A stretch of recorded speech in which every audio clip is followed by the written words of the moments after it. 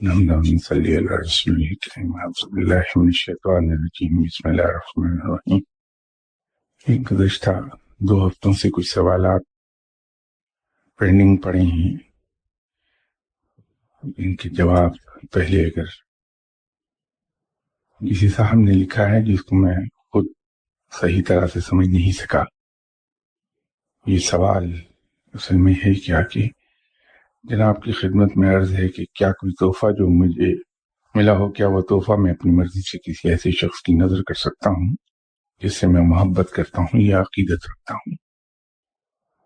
اب جب ہم کسی شخص کو کوئی تحفہ پیش کرتے ہیں تو وہ تحفہ ہمارے پیشکش اور ان صاحب کے اسے قبول کرنے کے ساتھ ہی ان کی اپنی ملکیت ہو جاتا ہے جن کی خدمت میں تحفہ پیش کیا گیا ہے، اور یہ ان صاحب کا حق ہے کہ اس تحفے کو کس طرح سے استعمال کریں، کسی اور کو آگے پاس آن کر دیں محبت سے یا اپنے استعمال میں رکھیں۔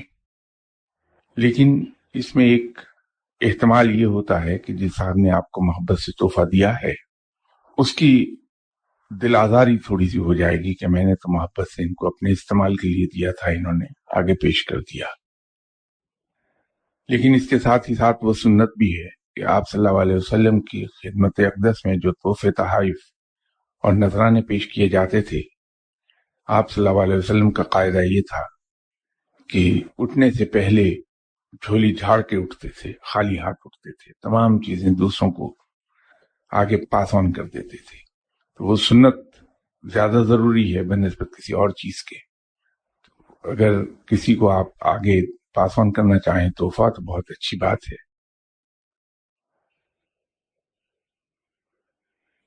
سوال کا پس منظر آگے بیان کیا ہے کہ سوال کا پس منظر کچھ یوں ہے کہ ایک چادر میرے پاس دربار حضرت بیبیاں پاک دامن سے عطا ہوئی، کیا میں یہ چادر تحفتاً خواجہ معین الدین چشتی رحمۃ اللہ علیہ صاحب کی روضہ مبارک کے لیے عقیدت و محبت میں دے سکتا ہوں؟ یہ معاملہ تھوڑا مختلف ہو جائے گا۔ اس قسم کے تحفے تحائف وہ ہونے چاہیے جو پہلے سے کسی کے استعمال میں نہ آ چکے ہوئے ہوں، کیونکہ یہ چادر ایک مزار پر پہلے ڈالی جا چکی ہے اور وہاں استعمال ہوئی ہے، اس کے بعد آپ کو تحفتاً پیش کی گئی ہے، تو یہ زیادہ مناسب نہیں ہوگا کہ ہم جناب خواجہ غریب نواز صاحب کے روضہ مبارک کے لیے اس چادر کو بھیج دیں، وہاں وہ ڈال جائے۔ ان کے روضہ مبارک کے لیے چادر نئی اگر خرید لی جائے تو وہ زیادہ بہتر ہوگی۔ دوسرا سوال انہی صاحب نے پوچھا ہے کہ مزارات سے ملنے والی چادروں کے بارے میں صوفیاء وقت اور اہل طریقت کیا فرماتے ہیں، اس سلسلے میں آپ کی کیا رائے ہے؟ جو چادریں ہمیں وہاں دی جاتی ہیں وہ عذرائے محبت وہاں کے گدی نشین یا سجادہ نشین دے دیتے ہیں، وہ آگے ہم کسی کو تحفتاً پیش کر دیں اپنی کسی عزیز ہستی کو تو اس میں کوئی قباحت نہیں ہے۔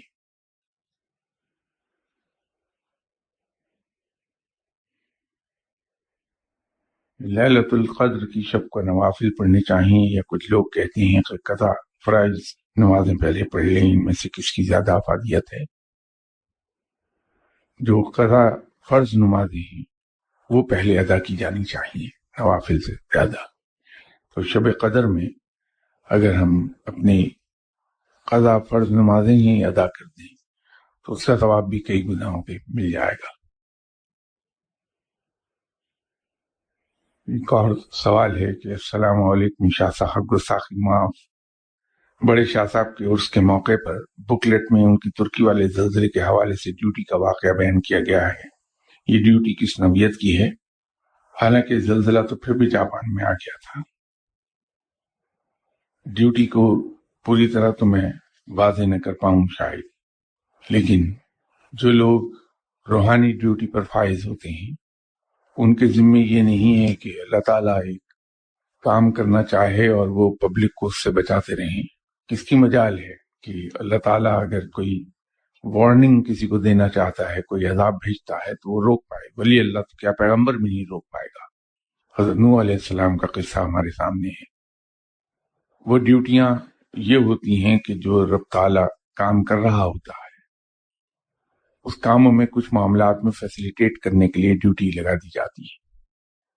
یہ ڈیوٹی ترکی والا واقعہ جو بڑے شاہ صاحب کے سلسلے میں بیان کیا گیا وہ ڈیوٹی ویسی ہی تھی.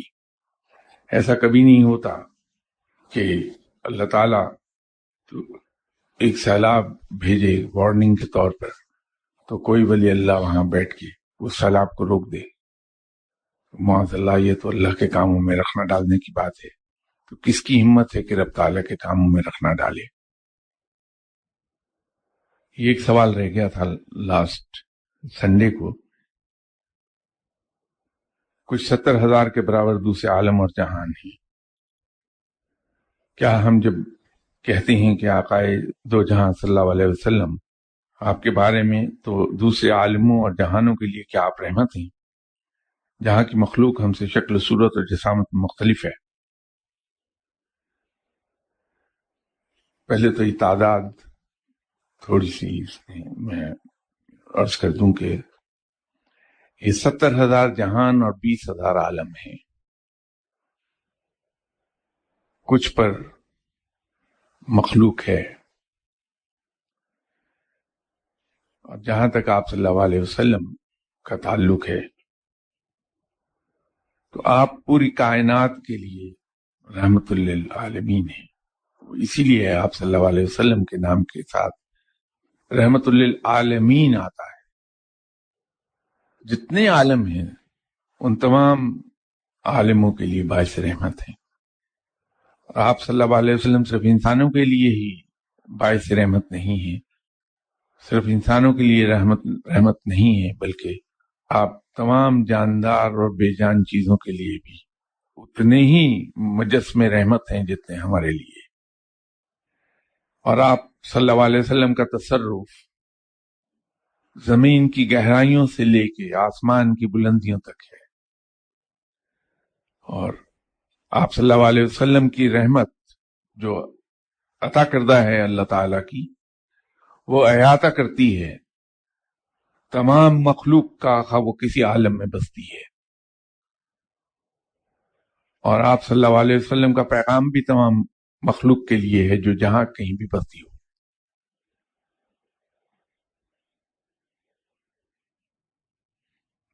ایک سوال یہ ہے کہ عرض کیا ہے کہ ہم دعا میں پڑھتے تو صرف سورہ فاتحہ اور سورہ اخلاص ہیں، اس کا ثواب تمام انبیاء کرام، صحابہ کرام، ازواج مطہرات، شہداء کرام اور تمام سلسلہ بزرگان دین کو آپ صلی اللہ علیہ وسلم کے صدقے میں پہنچا دینے کی درخواست اللہ تعالیٰ سے کرتے ہیں. کیا ثواب کی مقدار اتنی ہوتی ہے؟ کیا یہ سب احباب کو برابر تقسیم ہو جاتی ہے؟ بہت سے عوامل کا ثواب دگنا ہے اور 70 گنا تک بتایا گیا ہے. اس کا میئرنگ یونٹ اور اکائی کیا ہے؟ کیا ایسا ہو سکتا ہے کہ ثواب کم پڑ گیا ہو یا ختم ہو گیا ہو؟ اس لیے آپ سے درخواست ہے کہ دوبارہ سے سورہ فاتحہ اور سورہ اخلاص پڑھ دیں. کیا ممکن ہے اور کیا نہیں، ذرا سمجھا دیں. سورہ فاتحہ اور سورہ اخلاص یا رب تعالیٰ کا کوئی بھی کلام ہو، اس کا ثواب نہ تو کسی کو یہ معلوم ہے وہ کتنا ہے، کسی کے علم میں نہیں ہے، اور ثواب کی میئرنگ یونٹ بھی کسی ذی جان کے علم میں تو ہے نہیں. لیکن اتنا ضرور پتا ہے کہ جو تلاوت کلام پاک ہم کرتے ہیں اس کا ثواب اللہ تعالی ہمیں عطا فرماتا ہے. اب رہ گئی یہ بات کہ جو کچھ ہم نے پڑھا اس کا ثواب ہم نے بے شمار لوگوں کو، انبیاء کرام 1,24,000 روایت کیے جاتی ہیں، صحابہ کرام کی تعداد تقریباً 1,00,000 بن جائے گی، ازواج مطہرات کی تعداد وہ آپ کے علم ہے، شہداء کرام کی تعداد انگنت ہے، اسی طرح جو بزرگان دین گزرے ہیں وہ بھی انگنت ہیں. جب ہم ان سب کو وہ ثواب بخشتے ہیں کہ ان کی روحوں کو وہ ثواب پہنچے، رب تعالی چونکہ رحمان ہے، رحیم ہے، تو وہ اس کا ثواب جتنا دیتا ہے کسی ایک شخص کو، اتنا ہی ثواب ان تمام بزرگان دین کو، انبیاء کرام کو، صحابہ کرام کو، ازواج مطہرات کو، شہداء کرام کو فردن فردن اتنا دیتا چلا جاتا ہے، کیونکہ یہ اس کی شان رحمت ہے، یہ اس کی شان رحمانیت ہے، اور یہ اس کی شان رحیمی ہے کہ وہ بجائے اس کے کہ ہمارے ثواب میں سے آگے حصے تقسیم کر دے، وہ اتنا اتنا ثواب سب کو دیتا چلا جاتا ہے۔ اس لیے نہ تو وہ ثواب کبھی کم پڑتا ہے نہ ختم ہوتا ہے۔ رمضان کی فضیلت کے بارے میں پچھلے رمضان خاص تفصیلی گفتگو ہوتی رہی، جہاں روزے کا ذکر کیا اللہ تعالیٰ نے، اس کے ساتھ اس روزے سے پیدا ہونے والے اثرات کا بھی ذکر کیا کہ جب ہم روزہ رکھتے ہیں تو اس سے ہم میں تقوی پیدا ہوتا ہے، جیسے رب تعالیٰ نے یہ فرمایا کہ تم پر بھی روزے فرض کیے گئے جیسے تم سے پہلی امتوں پر روزے فرض کیے گئے تھے تاکہ تم متقی ہو جاؤ۔ یہ بالکل اسی طرح ہے جیسے نماز قائم کرنے کی بے پناہ تلقین کی گئی ہے، ہمیں نماز کا حکم دیا گیا ہے، جگہ جگہ تاکید ہے، اور نماز قائم کرنے کو کہا گیا۔ وہیں یہ بتا دیا گیا کہ نماز کیوں ضروری ہے ہمارے لیے، وہ اس لیے ضروری ہے کہ یہ ہمیں برائیوں سے روک لیتی ہے۔ اسی طرح روزہ جب ہم پہ فرض کیا گیا تو رب تعالیٰ نے یہ ایکسپلین کر دیا کہ روزہ رکھنے سے تم لوگوں میں تبدیلی کیا آئے گی، تمہیں اس کا بینیفٹ کیا ملے گا۔ روزے کا براہ راست بینیفٹ یہ ہے کہ آدمی متقی ہو جاتا ہے، اس میں تقوی پیدا ہوتا ہے۔ تقوی بہت سے لوگوں نے اس کو ایکسپلین کیا کہ تقوی ہے کیا۔ خدا آپ صلی اللہ علیہ وسلم نے بھی تقوی کو ڈیفائن کیا، اس کی تعریف بیان کی، اور آپ صلی اللہ علیہ وسلم کا ایک فرمان یہ ہے کہ بلا شبہ اللہ حکم دیتا ہے عدل کا اور احسان کا اور قرابت دادوں کو دینے کا، ممانعت کرتا ہے بے حیائی سے اور نامعقول باتیں کرنے سے، اور حد سے تجاوز کرنے سے بھی منع کرتا ہے۔ آپ صلی اللہ علیہ وسلم نے فرمایا کہ وہ تم کو نصیحت کرتا ہے کہ تم اسے مانو۔ یہ تقوی کی تعریف بیان کی ہے آپ صلی اللہ علیہ وسلم نے اللہ تعالیٰ کے اس فرمان کو کوٹ کر کے۔ اب اس کے اندر جس کی تلقین کی رب نے وہ ہے عدل کی، احسان کی اور قرابت داروں کو دینے کی۔ یہ تین چیزوں کی اللہ نے تلقین کی ہے۔ ایک زمانے میں یہاں میں نے آپ کی خدمت میں عرض کیا تھا کہ ہم اس چیز میں فخر لیتے ہیں کہ صاحب میں تو تمام معاملات میں انصاف سے کام لیتا ہوں، میں انصاف پر چلتا ہوں۔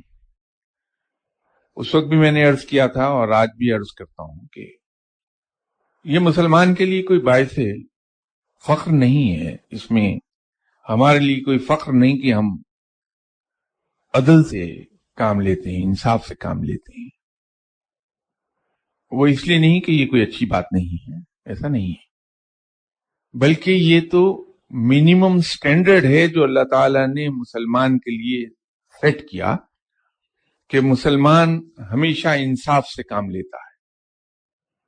یہ سٹارٹنگ پوائنٹ ہے ہمارا، بڑا لوئسٹ درجے کا سٹینڈرڈ ہے مسلمان کے لیے کہ وہ انصاف سے کام لے۔ ہاں، وہ ایک جگہ جا کے یہ کہہ سکتا ہے کہ کچھ میں اچھا کام کرتا ہوں، اگر وہ انصاف سے کام نہ لے بلکہ ایثار سے کام لے لے،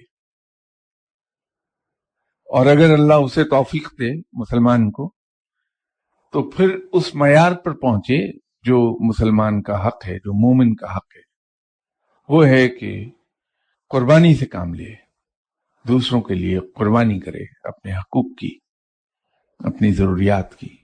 وہ اس کے لیے یقین بے بہا اجر لے آئے گی رب تعالیٰ سے۔ کیونکہ یہ تو منیمم سٹینڈرڈ بیان کیا کہ تم عدل سے اور انصاف سے کام لو. مسلمان کو رب کو خوش کرنے کے لیے اگر مسلمان یہ چاہتا ہے کہ میرا رب مجھ سے راضی ہو جائے تو پھر اسے اس منیمم معیار سے اوپر اٹھنا پڑے گا، اور وہ یہی ہے کہ وہ انصاف سے بلند ہو کر یا تو اظہار سے کام لے یا قربانی سے کام لینا شروع کر دے، کہ دوسروں کے لیے اپنے حقوق کو ہی قربان کر دے، اپنی ضروریات کو قربان کر دے، اپنے آرام کو قربان کر دے، تو وہ رب کو راضی کر لے گا. تو اس میں بھی جہاں آپ صلی اللہ علیہ وسلم نے فرمایا کہ تقویٰ کی تعریف اللہ تعالیٰ کے اس فرمان میں ہے جو میں نے ابھی آپ کے سامنے عرض کیا، جس میں رب تعالیٰ نے 3 چیزوں کی تلقین ہمیں کی ہے کہ ہم عدل سے کام لیں، احسان سے کام لیں اور قرابت داروں کو دیں. قرابت داروں کو دینے کا معاملہ عام طور پر ہمارے آنکھوں سے اوجھل ہو جاتا ہے. قرابت دار لفظ قرب سے نکلا ہے اور قرب قریب سے ہے. تو قریب تو ہمارے بہت سے لوگ ہو جائیں گے، جس میں عزیز بھی ہیں، رشتہ دار بھی ہیں، دوست ہیں، احباب ہیں، ملنے والے ہیں. تو انہیں درجہ بدرجہ لک آفٹر کیا جانا چاہیے، ان کو ہمیں اپنی کمائی سے دینا چاہیے. بہت سی جگہوں پر خاص طور پر وہ لوگ جو مجھ جیسی ہیں، جن کا نہ اپنا کوئی معیار ہے، جن کی کوئی تربیت ہو سکی ہے، تو مجھ جیسے لوگ یہ بہانہ بنا لیتے ہیں کہ صاحب میرے پاس تو اپنی ضروریات کے لیے کچھ ہے نہیں، تو میں کسی کو کیا دوں گا. اگر ہم کسی کے ساتھ خوشحالی نہیں بانٹ سکتے، اپنی خوشحالی میں کسی کو حصہ دار نہیں بنا سکتے اس لیے کہ ہم خوشحال ہیں نہیں، تو کم از کم ہم اپنی بھوک تو دوسروں سے بانٹ سکتے ہیں. اگر مجھے 2 روٹی کی بھوک ہے اور مجھے کہیں سے آدھی روٹی میسر آ گئی تو میں اس آدھی روٹی کو بانٹ کے کسی اور کو بھی اپنے ساتھ شریک کر سکتا ہوں. یوں میں اپنی بھوک دوسرے کے ساتھ بانٹ سکتا ہوں. رب تعالیٰ کو یہ بات اور زیادہ پسند آتی ہے کہ جس شخص کے پاس وسائل اپنے لیے ہی پورے نہیں ہیں، اس کے باوجود وہ دوسروں کو اپنے وسائل میں شریک کرتا ہے، دوسروں کو لک آفٹر کر لیتا ہے، خود تنگ ہوتا رہتا ہے لیکن دوسروں کے لیے کچھ نہ کچھ کرتا رہتا ہے.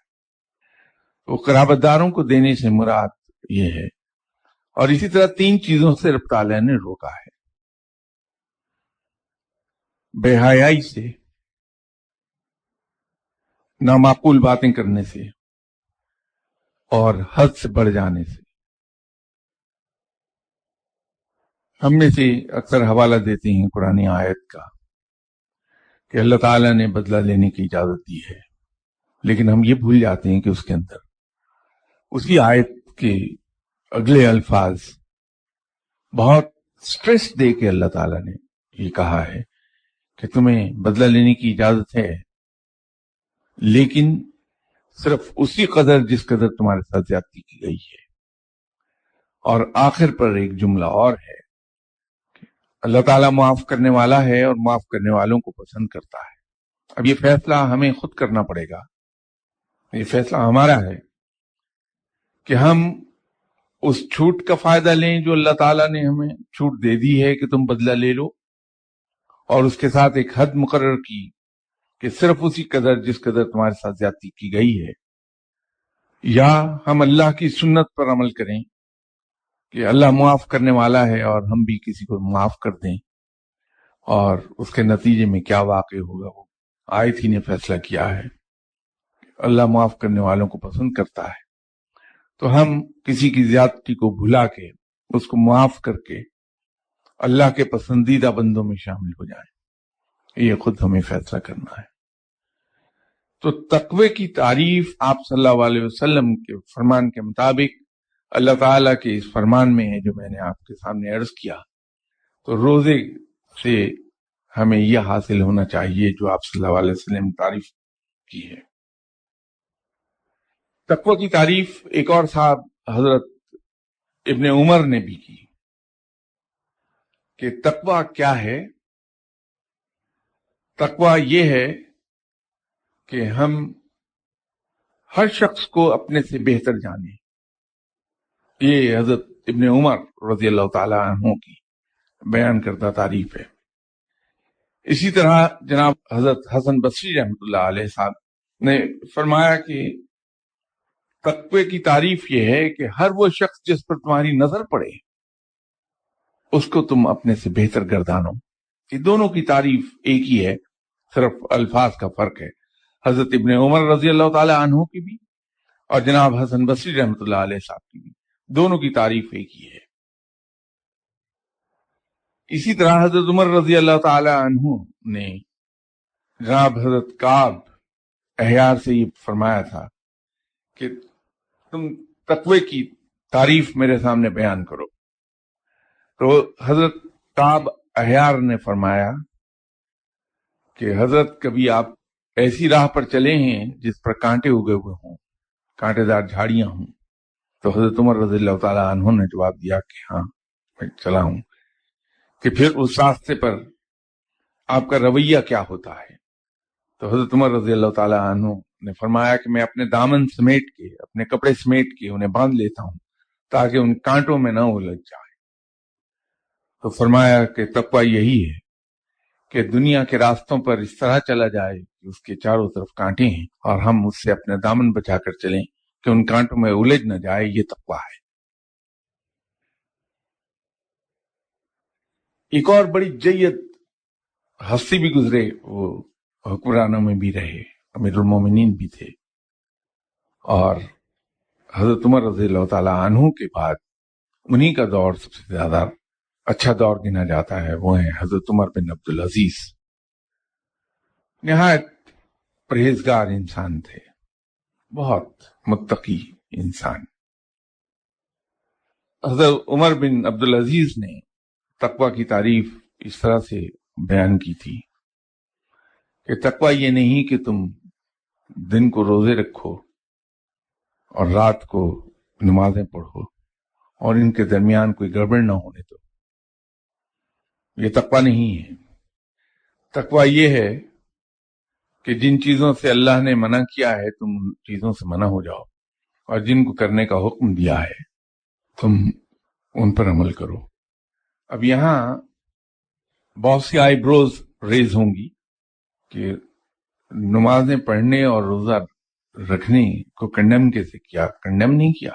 اس کو ذرا سا گہرائی سے اگر سوچا جائے کہ جب ہم ہر وہ کام کرتے ہیں جس کا حکم اللہ نے دیا ہے اور ہر اس کام سے رک جاتے ہیں جس سے اللہ تعالیٰ نے ہمیں روکا ہے، تو نماز، روزہ، شب بیداری، تہجد گزاری، یہ سب اسی میں آ جاتی ہے کہ ہم چونکہ اللہ کا حکم ہے تو اس پر عمل کرتے ہیں. ایک اور صاحب گزرے ہیں، طلق بن حبیب. انہوں نے تقوی کی تعریف بڑی عجیب کی. انہوں نے کہا کہ تقوی نور ہے، ایک روشنی ہے اللہ کی عطا کردہ. تو اللہ کی اس پھیلائی ہوئی روشنی میں ثواب کی امید پر اللہ سے شرم کرتے ہوئے جب ہم زندگی گزارتے ہیں، اللہ کے بتائے ہوئے راستے پر چلتے ہیں، تو یہ تقوی ہوتا ہے. بڑی عجیب تعریف بیان کی. رمضان کے مہینے میں صرف روزہ نہ رکھا جائے. جیسے میں نماز کے سلسلے میں عرض کیا کرتا ہوں کہ صرف نماز پڑھی نہ جائے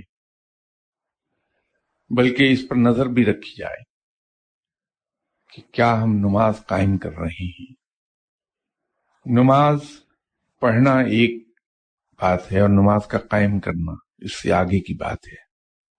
جب ہم نماز کی تمام شرائط پوری کرتے ہیں، نماز کی تمام آداب پورے کرتے ہیں، نماز کی سنت پوری کرتے ہیں، اور پھر اس کے نتیجے پر بھی نظر رکھتے ہیں کہ کیا نماز نے ہمیں برائیوں سے روک لیا، تو پھر ہمیں یہ جان لینا چاہیے کہ ہم نماز قائم کر پا رہے ہیں.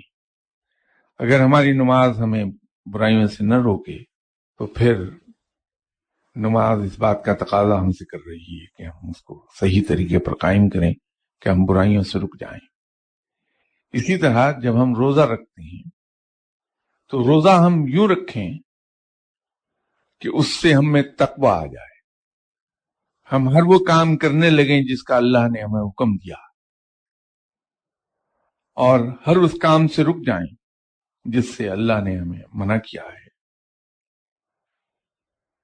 بہت سی جگہوں پر جا کر ہمارا نفس ہم پر غلبہ پا لے گا، اور شیطان ہمارے دل میں ڈالے گا کہ اس کی بہت سی توجیحات ہم بنا لیں۔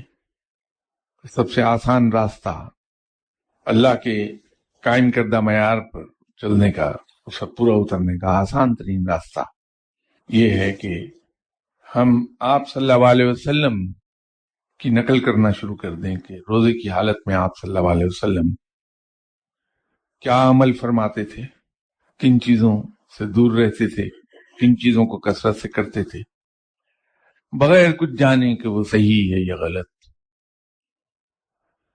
صرف آنکھیں بند کر کے اس یقین کے ساتھ آپ صلی اللہ علیہ وسلم کی نقل کر لیں کہ آپ صلی اللہ علیہ وسلم کا کوئی فعل قرآن کے منافی نہیں ہے، آپ صلی اللہ علیہ وسلم کی عملی زندگی عملی قرآن ہے، شریعت کی عملی شکل ہے وہ۔